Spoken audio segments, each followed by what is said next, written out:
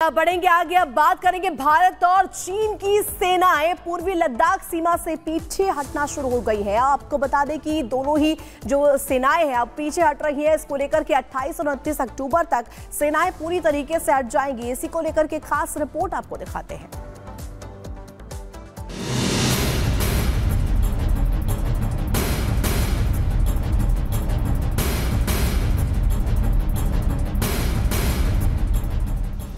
Tent और तंबू हटाने की ये तस्वीर गवाही है भारत की बुलंदी की।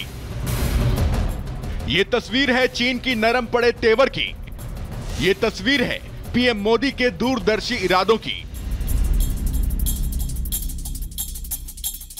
ये तस्वीर इस बात की गवाही है कि हमें कोई आंखें नहीं दिखा सकता।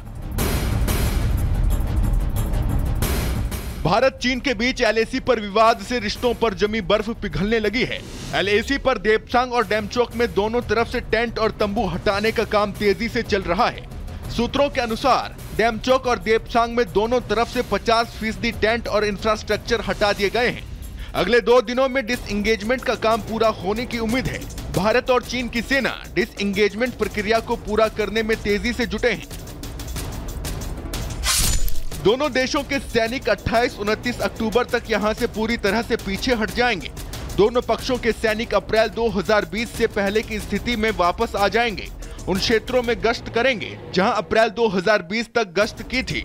नए समझौते केवल देपसांग और डेमचोक के लिए लागू होंगे, अन्य स्थानों के लिए नहीं।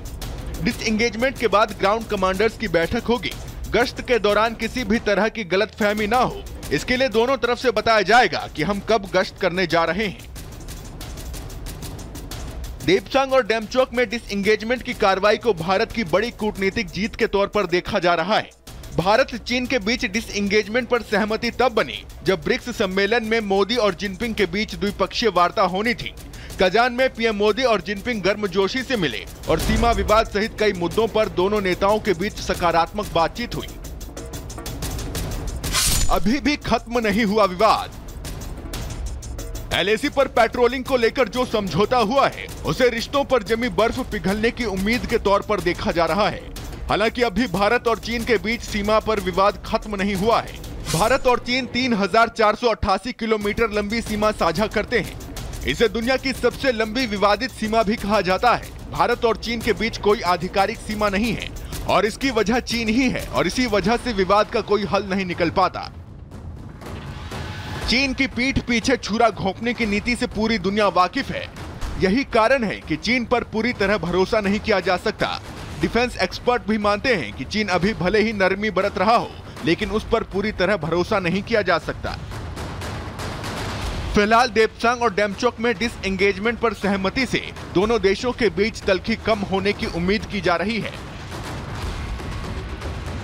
जिससे आगे की बातचीत की राह आसान होगी।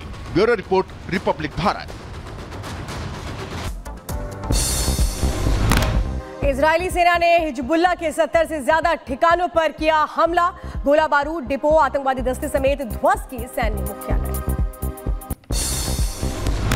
इजरायल की ईरान पर बड़ी एयर स्ट्राइक। ईरान की राजधानी पर बरसाए बम। तेहरान और करज में एक के बाद एक 19 हमले किए गए। F-35 विमानों ने की ईरान पर बमबारी। ईरान पर इजरायल के 100 प्लेन ने बरसाए बम। तबाही का मंजर आया सामने।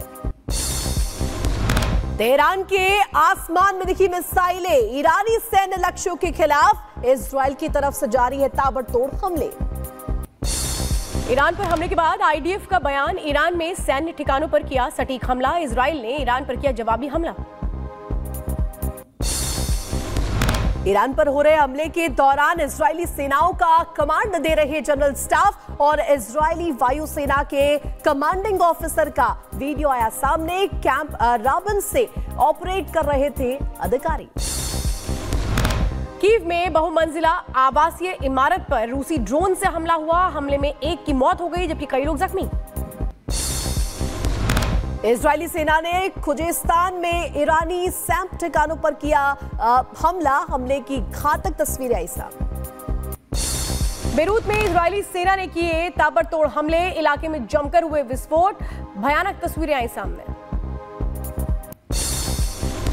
ईरान में एक गैस स्टेशन के पास लगी कारों में लंबी कतार। हमले के बाद आम लोगों के जीवन में बढ़ी मुश्किलें। इजरायली वायुसेना ने आसमान में एक यूएवी को किया नष्ट। लेबनान की तरफ से किया गया था हमला। सायरन की आवाज सुनने के बाद इजरायली सेना ने लिया था एक्शन। हमले के बाद ईरान ने एयर स्पेस किया बंद। अगलदेश आदेश तक विमानों की उड़ान पर रोक लगाई गई। अमेरिकी राष्ट्रपति को दी गई ईरान पर इजराइल के हमले की जानकारी। जो बाइडेन को इजरायली अटैक के बारे में बताया गया। ईरान पर हमले को लेकर इजराइल का बयान। कहा, ईरान में हमारा हमला पूरा हुआ। ईरान के कई इलाकों में हुआ हमला। हमारे सभी विमान सुरक्षित वापस लौटे।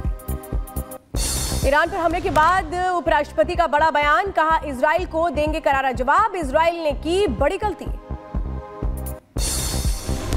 ईरान पर हमलों के बीच इजरायली पीएमओ की तरफ से जारी हुआ एक वीडियो। प्रधानमंत्री बेंजामिन नेतन्याहू ने रक्षा मंत्री योव गैलेंट और सैन्य अधिकारी बैठक में नजर आए।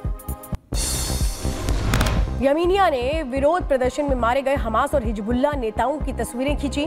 यमन में हजारों प्रदर्शनकारी फिलिस्तीनियों के समर्थन में हुए थे एकजुट। जॉर्डन के हवाई क्षेत्र में देखे गए इजरायली जेट। वीडियो आया सामने। हमले की जताई जा रही है आशंका। तेहरान में सड़क के पास नजर आई आग। रोकी गई मिसाइलों की वजह से सड़क किनारे मौजूद झाड़ियों में लगी आग। आईडीएफ ने ईरान में सैन्य ठिकानों पर किया हमला। कई क्षेत्रों को बनाया निशाना। आईडीएफ प्रवक्ता की तरफ से जानकारी दी गई। अमेरिका ने इजराइल पर जवाबी हमले को लेकर के ईरान को दी चेतावनी। इजरायली हमलों को बताया ईरान के अटैक का नतीजा। पूर्वी लद्दाख में भारत और चीन की सेनाओं का पीछे हटना शुरू। देपसांग और देमचोक इलाके की सैटेलाइट तस्वीरें आई सामने। 29 अक्टूबर तक सेनाओं के पीछे हटने के बाद शुरू होगी पैट्रोलिंग। पूर्वी लद्दाख में सीमा से भारत और चीन की सेना के हटने पर डिफेंस एक्सपर्ट का आया बयान। कहा, एलएसी पर डिसएंगेजमेंट का काम जारी, लेकिन चीन पर भरोसा करना मुश्किल। छत्तीसगढ़ के बलरामपुर में युवक की मौत पर बवाल। पुलिस हिरासत में युवक ने की आत्महत्या। घटना से गुस्साई भीड़ ने एएसपी को पीटा। थाना प्रभारी सहित 2 पुलिसकर्मियों को किया गया निलंबित। छत्तीसगढ़ के बलरामपुर में जमकर बवाल हुआ। थाने में युवक की आत्महत्या के बाद थाने पर पथराव। जमकर तोड़फोड़ का मामला आया सामने। हिमाचल में 2 साल के अधिक समय से खाली पड़े पदों को किया जाएगा खत्म। सरकार की तरफ से जारी किया गया आदेश। सुखू सरकार के नौकरी खत्म करने वाले फरमान पर सियासी घमासान। बीजेपी बोली, कांग्रेस ने रोजगार देने का किया था वादा। सरकार के आने के बाद खत्म कर रहे नौकरियां। एमवीए में सीट शेयरिंग को लेकर के फिर से घमासान। सपा नेता अबू आजमी बोले, 5 सीटें नहीं मिली तो 25 पर अकेले लड़ेंगे चुनाव। बीजेपी बोली, एमवीए का अर्थ है महाविभाजन अखाड़ी। All India Muslim Personal Law Board के अध्यक्ष का भड़काऊ बयान आया सामने। मौलाना खालिद सैफुल्लाह ने वक्फ संशोधन बिल को लेकर के उकसाया। बीजेपी बोली, वक्फ में सुधार के लिए लिया जा रहा है कदम। लोगों को गुमराह करने की कोशिश की जा रही है, लेकिन ये तरमीमी बिल खुदा न खास्ता और हजार बार खुदा न खास्ता अगर ये पास हो गया तो ये मुसलमानों के लिए हद दर्जा खतरनाक है। बीजेपी प्रवक्ता शहजाद पूनावाला ने कांग्रेस पर निशाना साधा। कहा, किसानों की सारी जमीनें छीनकर एक वोट बैंक को देना चाहती है कांग्रेस। किसानों की जमीनों को हड़पने के लिए वक्फ को एक ग्रीन झंडी, एक खुला लाइसेंस दे दिया है। यही कांग्रेस करती है। तुष्टीकरण की नीति को अपनाते हुए, वोट बैंक की नीति को अपनाते हुए किसानों की कोई परवाह नहीं करती। यूपी में चुनाव को लेकर के समाजवादी पार्टी ने जारी की स्टार प्रचारकों की लिस्ट। अखिलेश यादव, रामगोपाल यादव, आजम खान समेत 19 नेता शामिल। जेडीयू नेता नीरज कुमार ने आरजेडी पर निशाना साधा। कहा, पटना जेल में बंद लोगों को कोडरमा से लड़ाया जा रहा चुनाव। आरजेडी में सिर्फ पैसा बोलता है। फिर एक बार चर्चा में आए बाबा धीरेन्द्र शास्त्री। छतरपुर में आयोजित कथा के दौरान